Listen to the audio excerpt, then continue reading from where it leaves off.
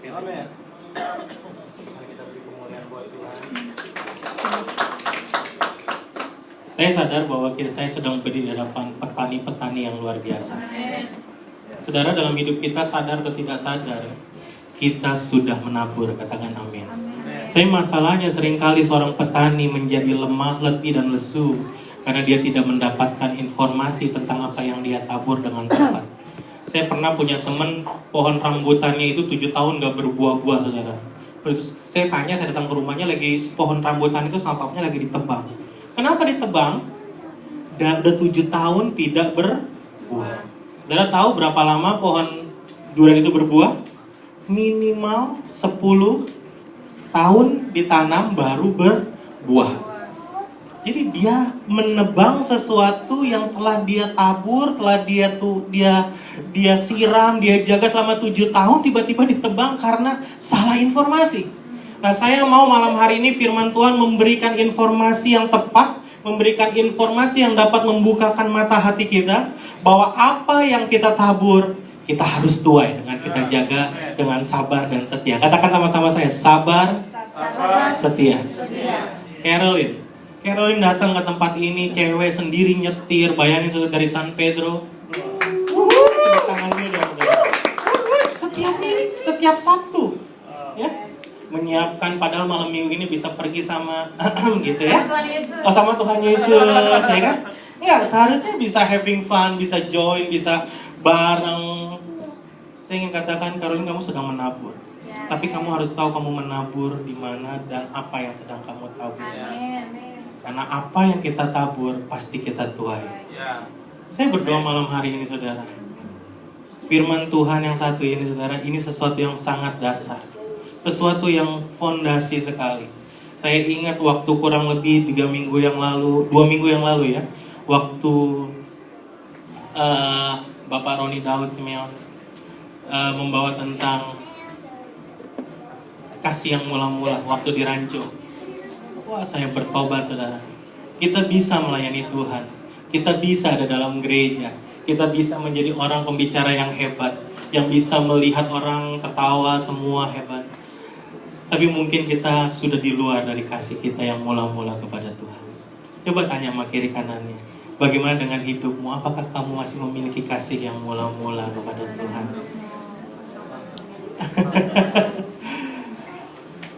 Sungguh loh, saudara, saya makin hari makin merasa Tuhan saya nggak bisa apa-apa. Tuhan, makin hari saya merasa Tuhan kok saya makin kurang ya Tuhan. Aduh, apa yang saya bisa lakukan? Tapi saya percaya saya terus belajar, saudara. Dan saya pengen kita semua belajar. Katakan belajar. Sabar, tekun. Saudara, ini awal. Katakan awal. Sedang menabur, kita membaca. Tapi saya percaya dari tempat ini akan keluar orang-orang yang luar biasa. Amin. Sama seperti Adam dan Hawa diciptakan Tuhan. Bumi ini tidak langsung diisi penuh oleh orang, tapi oleh kesetiaan dan ketekunan dan proses yang terus berjalan. Sampai saat ini Adam diciptakan sudah hampir 6.000 tahun mungkin, ya. Sekarang manusia hampir miliaran, saudara. Dan saya percaya kalau kita jaga di tempat ini bersama-sama, kita satukan hati kita untuk kita membangun di tempat ini.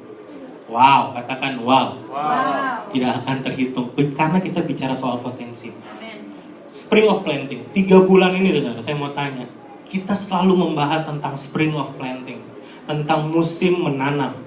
Saudara, musim menabur. Saya percaya, saudara, ini waktunya kita umat Tuhan menabur. Katakan menabur. Ya, menabur yang baik, saudara. Tujuan dari kita menabur adalah kita menuai. Katakan menuai. Nah, saya mau, saudara, perhatikan hari-hari kita. Apa yang sedang engkau tabur? Ketika engkau menabur yang baik, engkau akan menuai yang baik. Ketika engkau menabur yang tidak baik, engkau akan menuai yang tidak baik. Itu firman Tuhan. Oke, Pak, saya mau lanjutkan saja, Pak. Saudara tahu ini adalah gambar tentang Waduk Pluit sebelum digusur sama Ahok. Ya, tempatnya kumuh banget, saudara. Dan ini sebagian sudah dibersihkan sampah-sampahnya. Ini saya ambil dari liputan.com, dari dari internet baru aja tadi waktu lagi duduk-duduk. Saudara lo boleh lihat. Kalau saudara pun dari hidup di Amerika, saya pulang mau tanya, saudara mau nggak hidup di tengah-tengah lingkungan yang seperti itu, jorok dan kumuh? nggak mau. Tapi lingkungan yang jorok dan kumuh, kalau saudara melihat ada foto-foto yang lain, itu sampah di mana-mana, saudara. Dan saudara perlu tahu kalau suatu kali bendungannya itu lepas jebol, itu bisa mati kapan saja di saat banjir.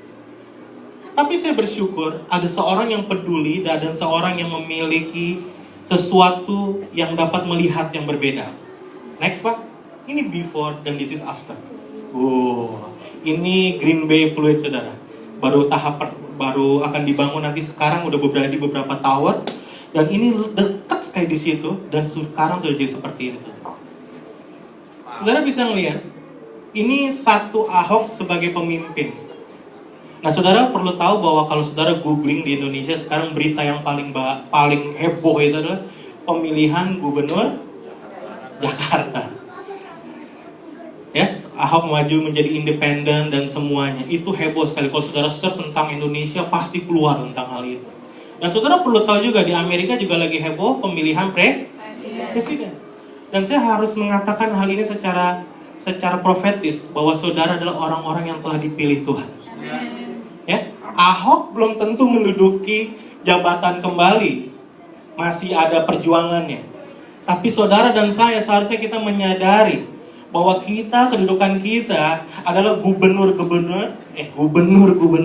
Kedudukan kita adalah orang-orang penting di dalam kerajaan Allah. Dan Tuhan telah menetapkannya. Makanya saudara lahir di dunia ini karena ada rancangan Tuhan, karena ada potensi yang luar biasa. Kalau kita berbicara soal West LA, kita berbicara bukan melihat hari ini, tapi kita sedang berbicara tentang potensi di mana West LA akan menghasilkan pemimpin-pemimpin ilahi. Sedang menghasilkan, kita berdoa untuk melahirkan orang-orang yang luar biasa. Dan orang-orang yang luar biasa bukan di luar sana. Orang-orang yang luar biasa ada di dalam sini. Tapi masalahnya kita sadar atau tidak? Seringkali kita mengecilkan diri kita sendiri.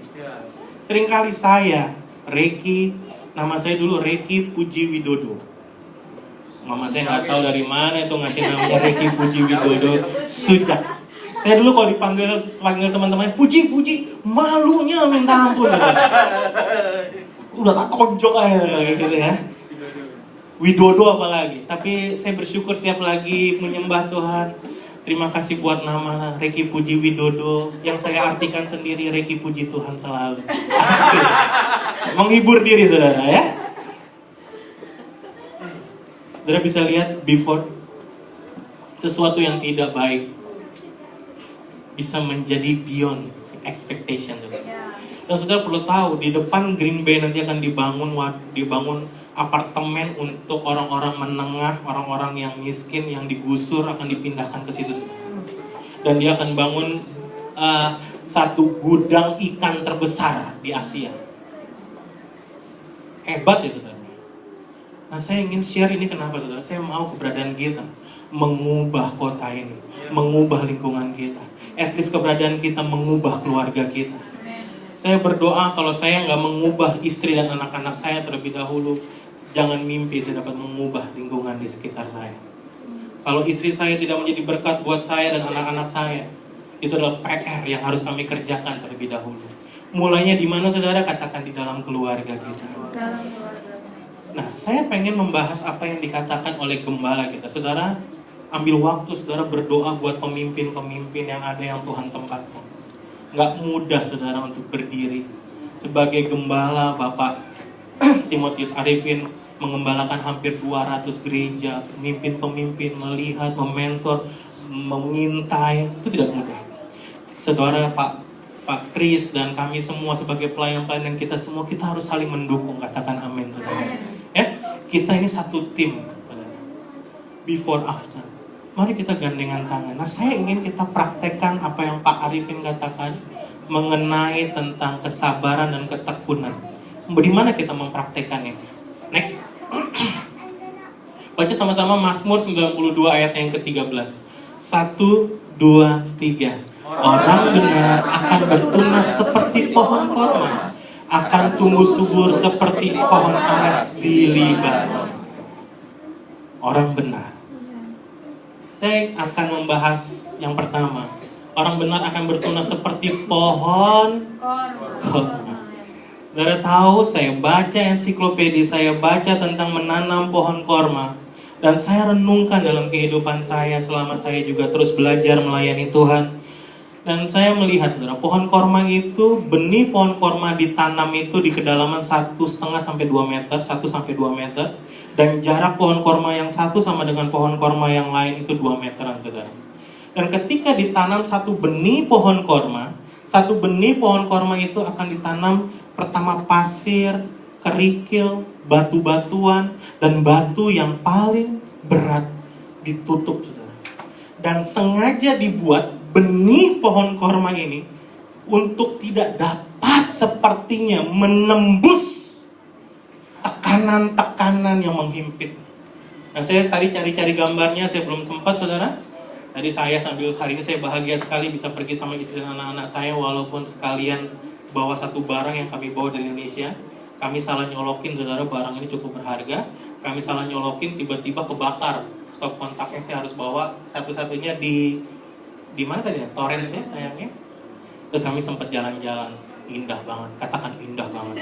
Saudara, kalau yang nggak jalan-jalan sama keluarga bertobat, ya, kalau yang sibuk kerja bertobat, harus punya waktu bersama dengan keluarga. Katakan amin, ya. Saudara, saya lagi ngerenungin pohon korma. Ini tidak mungkin, saudara. Tapi sifat pohon korma adalah bertumbuh ke dalam. Katakan ke dalam. Dan dia akan bertumbuh ke dalam untuk menemukan sumber mata air. Nah, ketika dia menemukan sumber mata air, saudara, ketika benih ini bertemu dengan sumbernya, sumber kehidupannya, saudara bisa melihat sesuatu yang sangat luar biasa. Dan sepertinya proses pohon korma bertumbuh menjadi tunas, itu salah satu dari jenis tumbuhan yang tunasnya paling lama adalah pohon korma. Berapa lama, saudara? 3,5 sampai dengan 4 tahun baru tunas itu keluar, saudara. Tunas itu keluarnya seperti apa, saudara? Kayak pohon toge gitu, saudara, melingkar gitu tunasnya. Itu 3,5 tahun sampai dengan 4 tahun baru keluar tunas. Saya katakan, sadarkah kita bahwa seringkali himpitan dan tindasan dalam hidup ini membuat kita makin kuat? Tapi tergantung cara kita memandangnya, saudara. Tapi dikatakan firman Tuhan, orang benar akan bertunas seperti pohon korma. Nah, untuk kita bertunas seperti pohon korma, saya ingin melanjutkan seperti yang dikatakan oleh Pak Timotius tadi. Bahwa kita harus bersabar dan kita harus bertekun menghadapi seluruh gejolak, menghadapi seluruh tekanan dalam kehidupan ini. Supaya satu tujuannya, saudara dan saya bertemu dengan sumber kehidupan kita. Katakan bertemu dengan sumber kehidupan. Karena saya harus katakan, saudara, kita tidak akan menjadi besar atau menjadi sesuatu bangunan yang kuat tanpa fondasi yang benar dan tanpa fondasi yang kokoh.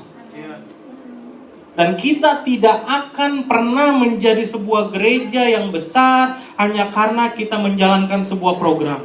Tapi kita akan menjadi gereja yang besar ketika kita saling memperhatikan yang satu dengan yang lain. Dan yang paling penting adalah setiap kita menemukan sumber kehidupan kita.